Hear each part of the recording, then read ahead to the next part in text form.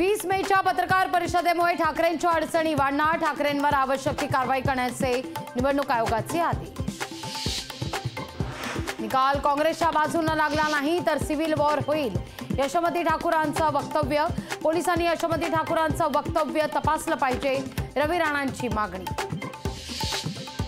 कोकण पदवीधरवरून महायुती संघर्ष, भाजपकडून निरंजन डावखरेंना उमेदवारी तर शिवसेनेकडून संजय मोरे मैदानात।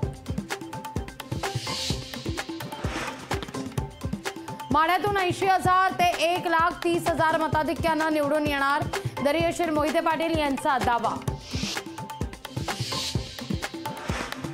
उद्धव ठाकरेंकडे फडणवीसांनी भेटीची वेळ मागितलीच नाही, प्रसाद लाड यांची लोकशाही मराठीला स्पष्टोक्ती।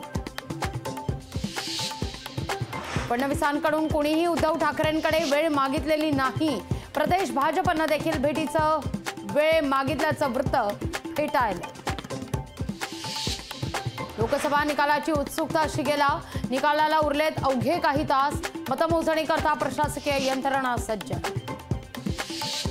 लोकसभेचा अचूक आणि वेगवान निकाल पहा फक्त लोकशाही मराठीवर। सकाळी 6 वाजल्यापासून लोकशाही मराठीवर निकालाचा महाकवरेज। मतमोजणीवर काँग्रेस हाय अलर्ट मोडवर, नाना पटोले वॉर रूम मधून ठेवणार नजर, बड्या नेत्यांवर बडी जबाबदारी। दुष्काळ संदर्भात सरकारनं ठोस भूमिका न घेतल्यानं शरद पवार नाराज, जनतेच्या हिताकरता संघर्षाची भूमिका घेणार असल्याचा पवारांनी दिला इशारा।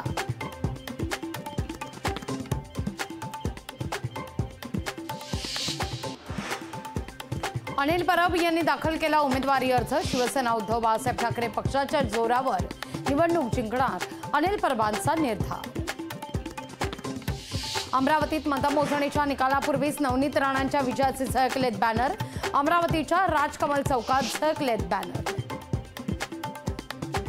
कल्याण लोकसभा मतदारसंघात बॅनरबाजीला सुरुवात, कल्याणमध्ये श्रीकांत शिंदेंच्या विजयाचे बॅनर। कोल्हापूर शहरामध्ये विजयी मिरवणुका काढण्यावर बंदी, मतमोजणीच्या पार्श्वभूमीवर जिल्हा प्रशासन सज्ज। उद्याच्या मतमोजणीकरता हिंगोली जिल्हा प्रशासन सज्ज, मतमोजणी केंद्रात मोबाईल आणि छायाचित्र काढण्यावर बंदी। यवतमाळ जिल्ह्यामध्ये मतमोजणीकरता जिल्हा प्रशासन सज्ज, शासकीय धान्य गोदामात होणार मतमोजणी। जळगावमध्ये 800हून अधिक पोलीस अधिकारी कर्मचारी, पोलीस यंत्रणा अलर्ट मोडवर, मतमोजणी केंद्रावर पोलिसांचा तगडा बंदोबस्त। जरांगेंच्या उपोषणाला ग्रामस्थांचा विरोध, अंतरवलीतील ग्रामस्थ जिल्हाधिकाऱ्यांना निवेदन देणार, उपोषणाला परवानगी न देण्याची विनंती करणार। गिरगावातील पुरातन विठ्ठल मंदिराची दारं भाविकांकरता पुन्हा खुली, कॅबिनेट मंत्री मंगलप्रभात लोढा यांच्याकडून पत्राद्वारे सूचना। वर्सोवामध्ये मनपाकडून अनधिकृत बांधकामावर हातोडा, मनपाकडून 3 इमारती पाडण्याचं काम। ठाण्यात पावसाची हजेरी, अचानक आलेल्या मान्सूनपूर्व पावसानं नागरिकांची तारांबळ। पनवेल शहरामध्ये पावसाची हजेरी, उकाड्यातून पनवेलकरांना मोठा दिलासा।